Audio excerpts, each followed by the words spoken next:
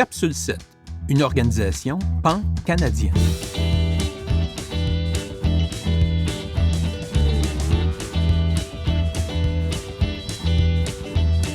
Depuis 1996, le milieu rural québécois et Solio Groupe Coopératif sont marqués par des transformations majeures. Dans un monde de plus en plus intégré, secoué par une libéralisation accrue des marchés, outre la concurrence domestique et étrangère, les producteurs et productrices locaux sont confrontés à plusieurs enjeux. Avant tout, il faut évoquer la taille et la valeur des exploitations. Désormais, on parle d'actifs de plusieurs millions de dollars, ce qui pose la question de la relève agricole. En effet, il n'est pas aisé pour un jeune d'acheter une telle exploitation. À ce propos, diverses formules d'achat sont explorées, dont en mode coopératif. C'est aussi un virage numérique radical, avec l'usage d'une multitude d'outils, allant de logiciels spécialisés pour une gestion de la ferme à une fine cartographie de la terre pour l'optimisation de l'usage des sols, incluant l'emploi de drones et, depuis peu, la mobilisation de l'intelligence artificielle. Le virage environnemental est pris depuis plusieurs décennies, mais avec l'urgence des changements climatiques, il est désormais prégnant pour toutes les exploitations. On ne peut faire comme si c'était simplement une lubie. La profession se féminise davantage. Aux pionnières que sont Francine Ferland, Sophie Bédard et Muriel Dubois, on retrouve un nombre accru de femmes aux commandes d'exploitation agricole et dans des postes sélectifs.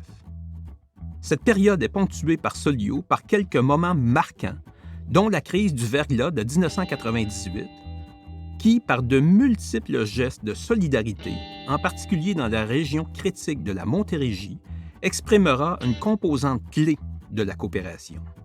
En 2020, l'organisation va aussi composer avec la pandémie de la COVID-19, ce qui provoquera un dérèglement dans les chaînes d'approvisionnement et des ruptures de stock.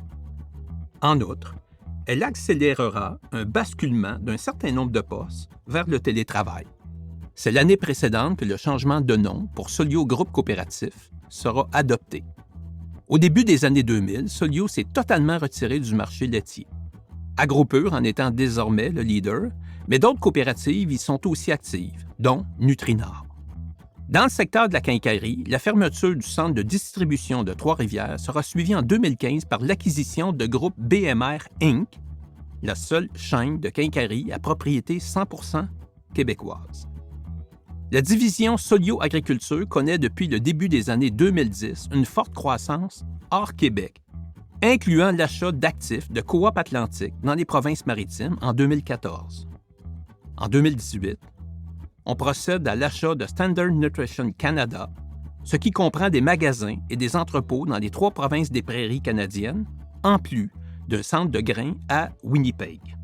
Dans le secteur de la volaille, notamment en raison d'acquisitions, Olimel, qui est la nouvelle marque de commerce remplaçant Flamingo, s'est hissé au premier rang des producteurs canadiens pour le volume d'abattage.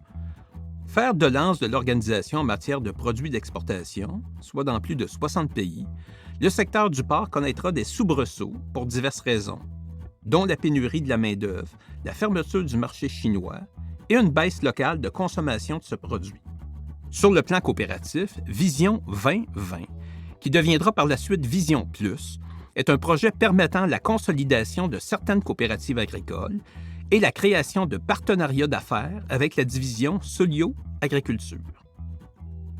Toujours dans le registre coopératif, Solio est membre de la Société de coopération pour le développement international, SOCODEVI, depuis 2003 et avec ses coopératives membres, notamment Agrilait Comax. Ces coopératives sont regroupées sous Agisca Coopérative et Nutrinor.